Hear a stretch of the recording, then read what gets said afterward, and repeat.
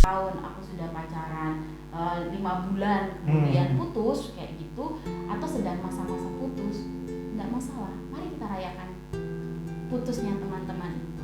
Iya. Mungkin di dalam merayakan itu berarti pikiran-pikiran positif dong yang harus kita terus pikirkan, kembangkan ya.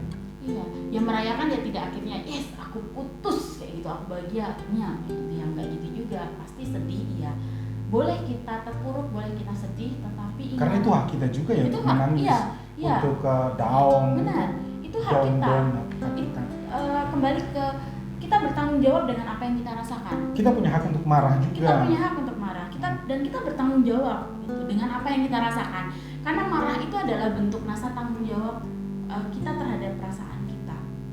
Itu tidak masalah gitu. Tapi kembali bahwa kita boleh marah, kita boleh sedih, tapi kita juga harus menjaga respon yang muncul. Jangan sampai kamu marah kemudian kamu maki-maki orang, kamu mengeluarkan kata-kata yang tidak baik, kata-kata kotor misalnya, kata-kata kotor. mengumpat ya. Saya di Jogja ada kebun binatang namanya Gembira Loka. Kami bilangnya jangan sampai isi Gembira Loka keluar. Kayak gitu. Nama-nama kebun binatangnya keluar. Nama-nama kebun binatang. Binatangnya keluarnya. Keluar kayak gitu, jangan sampai. Atau kamu sedih kemudian kamu terus menangis pagi, siang, sore, malam 7 hari, 7 kali 24 jam kayak itu ya enggak. Tapi kita bisa mengelola respon yang keluar dari apa yang kita rasakan. Kita sedih itu hak kita. Kita boleh sedih. Nah, ini teman-teman pasti bisa membayangkan ya kegagalan dan ada sebuah tawaran baru untuk merayakan kegagalan. Pertanyaannya begini Mbak, apakah ketika kita gagal kita merayakan sendiri atau kita butuh teman, mentor, atau bercerita ke teman, apakah seperti apa untuk menciptakan perayaan kegagalan itu? Kalau itu persen itu setiap orang pasti berbeda. Ada orang yang memang membutuhkan teman untuk dia bercerita, berbagi kegagalannya, berbagi putus asaannya, kekecewaannya, kesedihannya. Tapi ada juga orang yang ya nggak butuh, dia cuma butuh sendiri. Yang pasti itu tadi jangan sampai melakukan tindakan respon dari apa yang kita rasakan itu yang harus kita kontrol. Kita boleh marah, kita boleh sedih, tapi responnya setelah kita marah, setelah kita sedih itu apa? Itu yang harus kita benar-benar jaga kayak gitu. Jangan sampai itu merugikan orang lain. Karena kita marah akhirnya kita merugikan orang lain, akhirnya putus persahabatan, sudah putus pacar, putus persahabatan, semua ambruk. Kemudian berantem sama orang tua, misalkan seperti itu. Itu yang harus dijaga kayak gitu. Tapi kalau seperti tadi ya itu kembali personal setiap kita, karena kita kalau punya memang kepribadian yang berbeda. Dia orangnya introvert misalnya ya. Introvert malah dia cenderung masuk di kamar, kemudian mungkin dengerin musik. Pelariannya itu ke dirinya sendiri. Ya, yang pasti introvertnya juga perlu hati-hati juga. Kalau extrovert mungkin dia pelariannya bisa dia pergi hangout sama teman-teman kayak gitu. Tapi ada teman saya, dia itu kalau stres, punya masalah atau tekanan apalah, entah kuliah, mata pelajaran, tugas-tugas begitu banyak membuat tekanan, malah dia pergi cari makan, malah itu membuat kepuasannya sendiri gitu.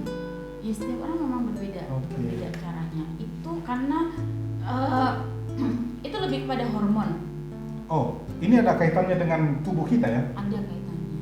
Itu berkaitan dengan hormon. Jadi jadi itu kan pelarian, dia mencari pelampiasan. Saya agak lupa, jadi saya tidak menyebutkan apa bentuknya karena ini benar-benar di luar dari saya. Saya sebenarnya agak lupa. Jadi memang tapi sesuai dengan ilmu yang saya pelajarin sih itu memang bagian dari hormon. Bagian hormon tubuh ya. Jadi masing-masing orang itu dipicu oleh hormonnya. Mungkin kita bisa bilang begini nggak Pak Intan? Bahwa sesungguhnya ketika kita gagal mengalami berbagai macam hal dalam kehidupan kita temukanlah apa yang menyenangkan bagi kita. Tadi misalnya kalau senangnya makan, ya sudah dia makan. Dia mungkin memuaskan kesenangannya itu dengan makan. Apakah bisa begitu? Hormon itu direspon seperti itu? Ya bisa, tapi hormon itu memang secara alamiah muncul karena memang itu kebutuhan badan. Tapi kita juga perlu untuk bisa mengontrol. Jangan sampai kamu stres nih, kamu gagal, kamu stres itu habis itu kamu banyak makan, akhirnya kamu overweight ya, oke. Kayak gitu, jangan sampai seperti itu kayak gitu. Tapi itu tadi yang saya bilang, sedih, bahagia, senang, marah, kecewa itu hak kita. Menangis itu hak itu hak kita. Tapi bagaimana respon dari itu semua yang harus kita kendalikan. Iya. Jangan sampai itu merugikan diri kita sendiri, apalagi merugikan orang lain. Oke. Tapi ada orang yang sangat emosional dalam arti kalau dia marah benar-benar meluap-luap. Tapi kalau dia sedih benar-benar kelihatan sedih. Tapi ada juga orang yang bisa pandai memainkan emosinya ya. Mungkin kita perlu memiliki kecerdasan emosional Mbak Intan ya. Mungkin bisa dijelaskan apa sih itu kecerdasan emosional dalam mengelola kegagalan? Ya, kecerdasan emosional itu bagaimana kita bisa mengelola perasaan kita. Tadi saya bilang bahwa apa yang kita pikirkan, apa yang kita rasakan itu tanggung jawab kita. Kalau kita menyadari itu tanggung jawab kita, bisa jadi kita marah, kita itu tadi isi di Gembira Loka semuanya dikeluarkan kayak gitu. Gembira Loka itu kebun binatang di Jogja ya. Nah, ketika itu dikeluarkan kan kita melukai hati teman-teman kita, mungkin hati pasangan kita, hati orang tua kita. Itu akhirnya imbasnya apa? Relasi jadi tidak baik kayak gitu. Jadi kecerdasan emosional itu adalah bagaimana kita bisa mengelola apa yang kita rasakan. Yes. Bagaimana kita bisa mengelola apa yang kita rasakan. Saya nggak bisa sharing tentang orang lain ya, kalau maksudnya ngomongin orang kayak gitu, tapi ke saya sendiri. Saya mengelola emosi saya adalah dengan cara ketika saya mendapatkan informasi itu tidak serta-merta langsung saya respon saat itu juga. Mereka semua tuh sering banget bilang ini pasti diendapkan. Proses pengendapan itu sebenarnya proses memilah. Gitu. Walaupun terkadang memang akhirnya kita jadi nggak overload ya, tapi jadi kayak memilah, tapi akhirnya kita terbawa juga, kayak terbawa dengan pikiran kita sendiri, terbawa dengan apa yang kita rasakan. Nah, akhirnya ujung-ujungnya adalah yang memang perlu dikonfirmasi kembali ke orangnya bagaimana gitu. Kalau saya adalah seperti itu, jadi semua informasi yang saya terima tidak serta-merta langsung saya keluarkan saat itu juga gitu. Maksudnya saya respon saat itu juga, saya perlu waktu untuk mengendap. Diendapkan ya, semalaman diendapkan, kemudian hasilnya baru dipublis besok gitu. Iya, biasanya saya seperti itu. Jadi kalaupun saya merasa, kadang itu saya merasa kayak di kantor nih, teman saya sebenarnya ada masalah di kantor misalnya. Sebenarnya nggak mungkin bukan masalah sih, kan kami kalau di kantor namanya di kantor udah pada kerja semua, mereka semua berumah tangga, kadang-kadang kan obrolannya kan sudah high class ya. Apalah saya yang masih single kayak gitu ya, yang belum pernah menikah dan akan mau menikah. Ya, tapi kan saya saat ini kan belum menikah. Nah, kadang-kadang kan mereka ngobrol-ngobrol sesuatu yang bikin saya merasa kayak kok dia kayak gitu banget ya, kok seperti ini, atau kadang mereka tuh cuma bercandain saya, dan saya mikirnya kayak kok dia ngomongin kayak gitu ya, kayak gitu. Kalau saya respon langsung, saya mungkin akan bisa marah. Saya bilang maksudnya apa ngomong kayak gitu. Mungkin saya bisa sedih langsung saat itu juga, saya bisa nangis.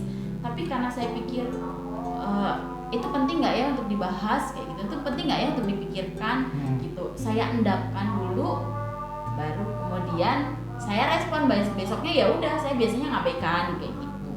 Iya, oke teman-teman, kita sudah berbicara panjang lebar tentang merayakan kegagalan, tapi satu hal yang menarik tadi. Mau di-cut dulu ya? Di-cut dulu ya. Jadi sampai mana? Sampai di pengedap.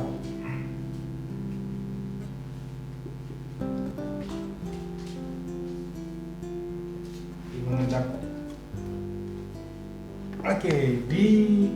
Oke, Mbak Intan.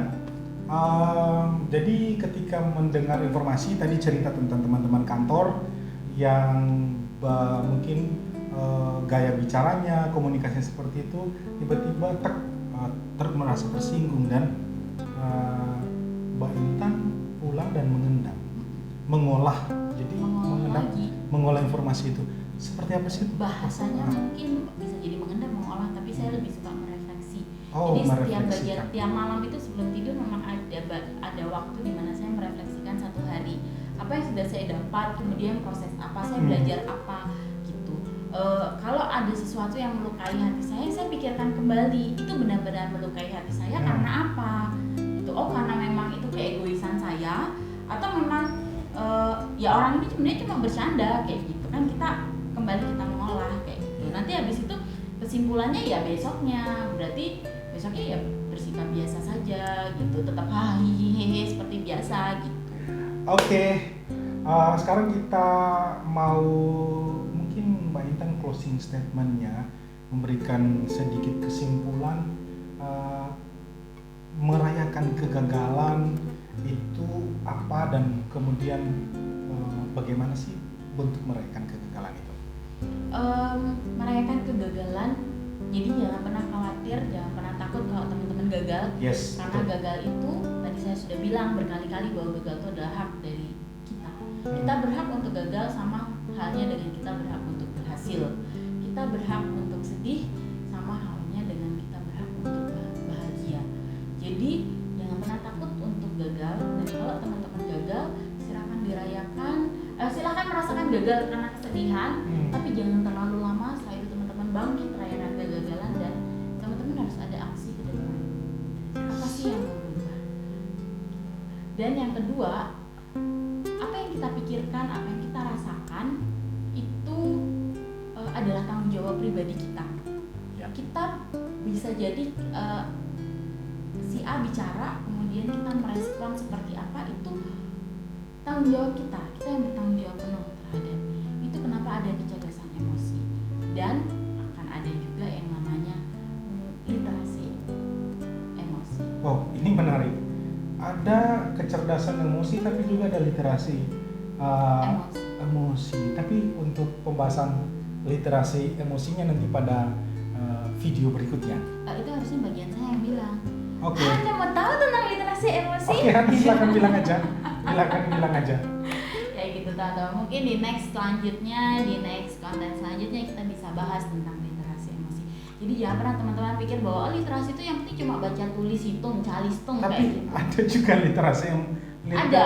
Pokoknya kalau sama saya semua itu bisa diada-adain. Kita dapat istilah-istilah yang baru, yang saya terus terang baru pertama dengar ya. Kalau kecerdasan emosional saya sudah pernah dengar, tapi kok kecerdasan literasi ini mungkin karena pengetahuan saya yang literasi emosi ya, menarik ya. Oke, guys, sebenarnya bukan kecerdasan Anda sih, tapi memang apapun itu kalau sama saya bisa-bisain aja. Oh, bisa-bisain guys. Bisa itu tetap bisa. Bisa-bisain guys. Jadi ini jangan lupa untuk terus ikut channel kita, like and subscribe, sehingga kita bisa memproduksi pembahasan-pembahasan yang menarik lagi. Terima kasih Mbak Intan untuk waktunya dan kesempatannya men-sharingkan tentang jangan takut gagal teman-teman, karena teman-teman tidak sendiri. Tetap optimis, tetap semangat kembali. Rayakan kegagalan itu bukan akhir daripada segalanya ya, tetapi mestinya kita ubah itu menjadi hal-hal yang positif. Oke, sekali lagi terima kasih Mbak Intan, dan kita sampai jumpa di video berikutnya. Bye, God bless you.